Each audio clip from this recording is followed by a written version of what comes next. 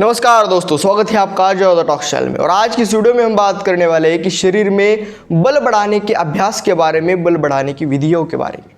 Video में अंत तक बने रहेगा। चैनल पे नए हो तो सब्सक्राइब कर दीजिएगा और वीडियो यदि आपको पसंद आए तो एक लाइक कर दीजिएगा। तो चलिए वीडियो में आगे बढ़ते हैं। देखिए दोस्तों, प्राचीन समय में कुछ ऐसी विधियाँ और कुछ ऐसे अभ्यास होते थे जिनसे योद्धा लोग और जो भी पूर्व समय के मनुष्य थे उनके शरीर में अतुलित बल हुआ करता था। बहुत सारा उनमें बल हुआ करता था और उन्हीं बल के कारण वो किसी भी युद्ध में परास्त नहीं होते थे। वो मन से भी बलवान थे और शरीर से भी बलवान थे।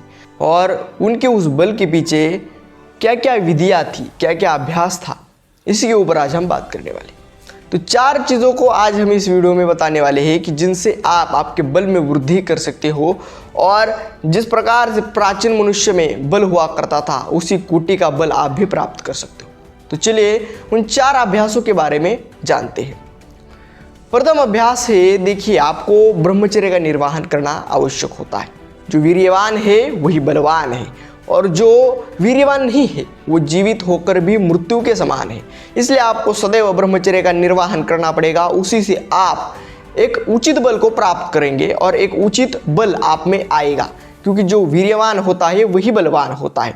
जब आपके नस नाड़ियों में उस प्रकार का ब्रह्मचर्य का, वीर्य का बल होगा तभी आप बलवान कहलाएंगे। नहीं तो जो ब्रह्मचर्य क्षीण कर रहे हैं, जो ब्रह्मचर्य का खंडन कर रहे हैं, वो बलवान नहीं है। चाहे वो कितनी भी बॉडी बना ले, लेकिन बाहर से वो कठोर दिख सकते हैं लेकिन अंदर से वो बिल्कुल एक पुतले के समान होते हैं, खोखले होते हैं। ये प्रथम चीज़। द्वितीय चीज़, आपको क्या करना है कि आपका आहार शुद्ध करना है। आहार में आपको सदैव शाकाहारी आहार ही लेना है। प्राचीन समय के जो भी लोग थे वो शाकाहारी आहार लेते थे। छत्रपति शिवाजी महाराज हो गए, महाराणा प्रताप जी हो गए, ये सभी शाकाहारी थे और इनके अन्न में ज़्यादातर सात्विक आहार हुआ करता था। जब महाराणा प्रताप जंगलों में रहा करते थे तब उन्होंने घास की रोटियां खाई थी, लेकिन किसी भी प्राणी की हत्या करके उसको नहीं खाया था। इसी का प्रमाण है कि शाकाहारी भोजन योग्य होता है मनुष्य के लिए, वो पचने के लिए भी सुपाच्य है और आपके शरीर में योग्य प्रकार का बल वो प्रदान करता है। इसलिए शाकाहारी अन्न आपको लेना है, क्योंकि देखिए जब आप मांसाहार करेंगे, जब आप तामसिक या राजसिक आहार लेंगे तो वो आप में उत्तेजना पैदा करेगा और जब उत्तेजना पैदा होगी तो मन चंचल रहेगा और जब मन चंचल रहेगा, मन स्थिर नहीं रहेगा, तब आप केवल शरीर से बलवान बन सकते हो लेकिन मन से बलवान कभी नहीं बन सकते। इसलिए आपको सदैव शाकाहारी तथा सात्विक आहार ग्रहण करना है। ये द्वितीय अभ्यास आपको प्रारंभ करना है।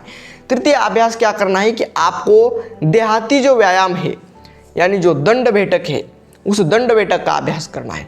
दंड बैठक करने से आपके शरीर में एक अलग ही प्रकार का बल आता है और दंड बैठक एक देहाती तथा एक भारतीय व्यायाम है। जो आज के जिम में जा रहे हो और इंस्ट्रूमेंट से जो व्यायाम कर रहे हो और उस व्यायाम से फिर पसीना बहा रहे हो आप, उससे आपके शरीर में प्राकृतिक बल नहीं आता है, कृत्रिम बल आता है। जो बल आता है वो नेचुरल बल नहीं होता, वो अलग ही प्रकार का बल होता है। यदि आपको एक योग्य बल को प्राप्त करना है तो देहाती तथा भारतीय संस्कृति का योग्य व्यायाम करना अनिवार्य है। दंड बैठक लगाना अनिवार्य है। ये तृतीय अभ्यास। और चतुर्थ अभ्यास है कि आपको सदैव प्राणायाम तथा ध्यान का अभ्यास करना है। प्राणायाम तथा ध्यान से आपके, देखिए, प्राणायाम का अर्थ है कि आपके प्राणवायु पर संयम, जिसके प्राणवायु पर संयम उसके मन पर संयम, इंद्रियों पर संयम, और वही बलवान होता है।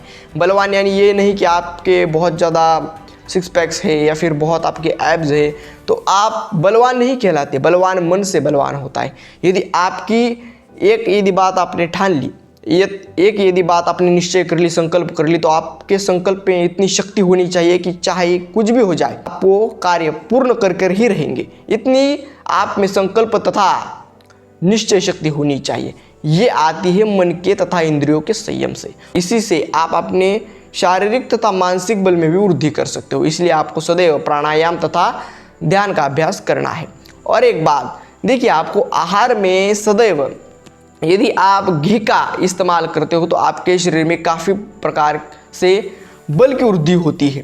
क्योंकि देखिए, जो घी होता है, गाय के शुद्ध दूध से बना हुआ घी होता है, वो आप में बल प्रदान करता है। जिस प्रकार से अनाज खाने से शरीर पुष्ट होता है, उसी प्रकार से घी खाने से वीर्य बढ़ता है और आप बलवान होते हो। इसलिए आपको सदैव आपके खाने में घी का, दही का और दूध से बने अन्य पदार्थों का सेवन आवश्यक करना है। इन 4 विधियों से, इन 4 अभ्यासों से आप आपके शरीर में एक अतिरिक्त बल को प्राप्त कर सकते हो। आज के वीडियो में बस इतना ही, मिलते हैं अगले वीडियो में ऐसे ही एक नए टॉपिक के साथ। तब तक के लिए धन्यवाद।